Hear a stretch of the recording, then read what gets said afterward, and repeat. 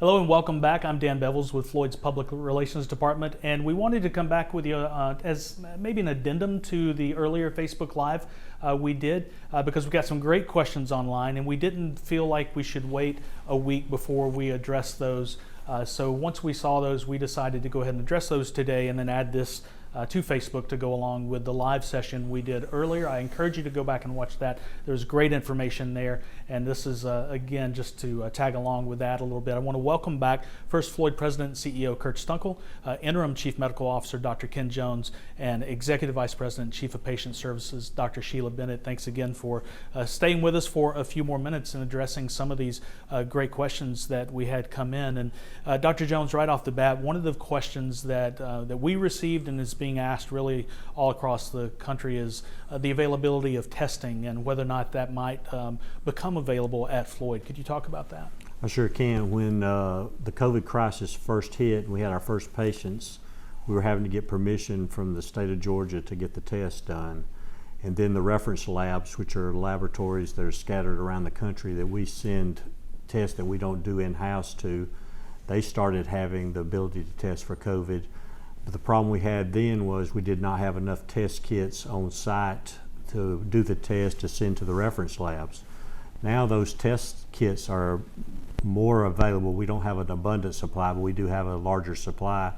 So that's happening at hospitals across the country. Well, now these tests are getting sent to the reference labs, so the reference labs are overwhelmed.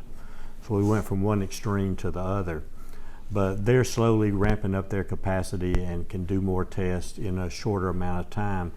Hopefully in the next few weeks we'll have the testing in-house at Floyd. The problem with that is the technology's out there, the machines are out there, the reagents to run the test are out there, but the equipment and the reagents have been sent to the states that have been hit the hardest, such as New York and Louisiana.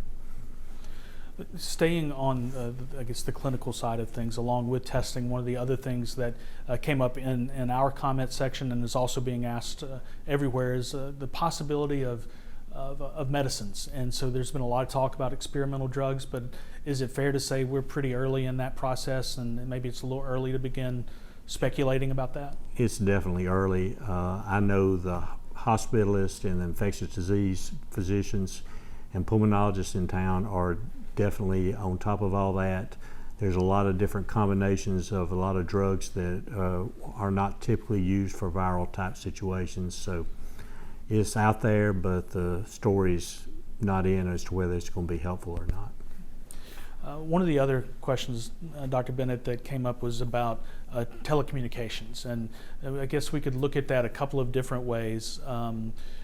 One of the ways that one of the very simple ways that we're using telecommunications equipment are the use of walkie-talkies. Can you talk a little bit about that and how those are being used? Yes. In our ID infectious disease unit, we're currently using walkie-talkies for two-way communication because to preserve PPE, if the nurse is in the room doing multiple procedures, you need someone on the outside of the room to be able to hear them and serve as a runner. So we're using those walkie-talkies for that purpose, as well as if the question if it relates to telehealth, one of the things about Floyd, we already had ventured into that telehealth with our psychiatric services as well as our stroke services, and so we have our information technology team has done a wonderful job getting those types of services available to our consulting physicians working with those, as well as allowing the use of those for the physician to be outside the room and speak with the patient as well. So we're using everything that we can to be our technology to its max. And we'll continue to do that as... we'll continue to do this as this evolves, yes. Okay. And Kurt, there have been a lot of buzzwords that have kind of come to the forefront throughout the past month or so. Certainly social distancing, and a word that we talk about a lot here at Floyd is fluid. The situation is constantly changing. One of those is the idea of essential workers versus non-essential workers. And one of the questions we received from some folks that were watching was the idea of what is a non-essential worker at Floyd and why aren't we sending those workers home? Could you address that? Well, yeah, I'd be happy to. I'd be hard pressed to say any job is not essential at Floyd. Now our workflows are changing here. We stopped doing elective cases, and so we're not doing knee replacements and other joint replacements and other types of procedures that people schedule to have done. Now there are some urgent cases that need to be done, medically necessary cases, but most things that can be scheduled at another time are being postponed to be done at a different time. And so our volumes are down. All you got to do is drive by Floyd, and you'll see that our parking lot is about 40% full during the week, Monday through Friday. Same thing in the emergency department. A lot of people are not coming to the emergency room. If they think, well, I think I'm okay, maybe I don't need to go in.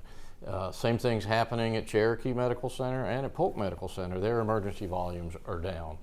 And so while our business is changing a little bit, I mean, we've still got other things that continue to go on in the background. Our revenue cycle, our billing cycle is still working hard to collect things that were done months ago, and as well as process the things that are happening now. But a lot of those folks are now working from home. And so maybe the notion that they're asking about is, does everybody need to show up at work? Well, folks that can work at home, we are trying to encourage them to work at home with different kind of technology, working off laptops and other pieces of equipment that they might need.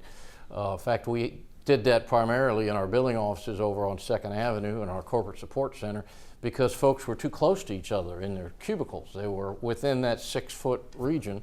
And so we thought, well, gee, let's see if we can thin that out by sending people home so they can telecommute. And we've done that. And so in instances that we can do that, we are. I mentioned the elective cases a minute ago. Well, our volumes are down. Well, the people that worked at outpatient surgery, that whole department is closed. And those folks, now we're working on, well, how do we put them into our care processes as we're going to need them to care for the COVID-19 patients.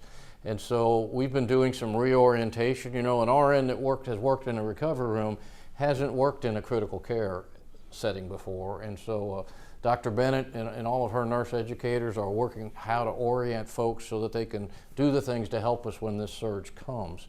And so it's a great question, but I began by answering, I can't think of anybody that's non-essential. Really, it's all hands on deck right now for us. And part of the deal that we have with everybody, as we're financially able, and right now we are, we're keeping everybody whole on their pay, on their base pay. But what we need from you, everybody that works for us, is a willingness to do what we need you to do. And so these folks, I'm just using outpatient surgeries as an example, we're going to need you somewhere else. So we need you to work over there. And everybody so far is saying, yeah, I'll do it. I continue to be impressed by stories that I hear from folks that are saying, I want to help. I want to help. What can I do? Where can you use me? And it says a lot about who we are as an organization and what our culture is. Dr. Bennett, before we wrap up, another question that came up was about ventilators. We talked a lot about PPE and our supply of that in the earlier session. How are we doing on our stock of ventilators? For the present time, we're doing well. We were prepared for that as we saw it unfolding across the country. Our director of respiratory therapy secured some additional ones.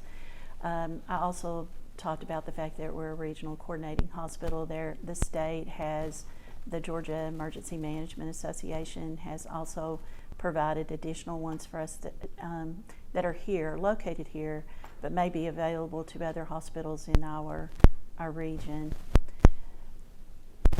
So right now we're doing well.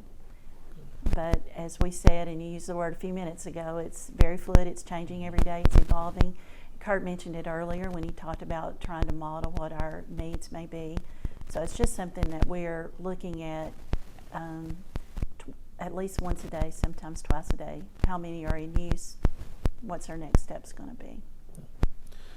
Well, thanks to the three of you for sticking around a little while longer and being so open. I mean, I think that's it's wonderful, and I think it says a lot about who you are as leaders, that you're willing to do this and talk to the public like you are, and we're very grateful for it.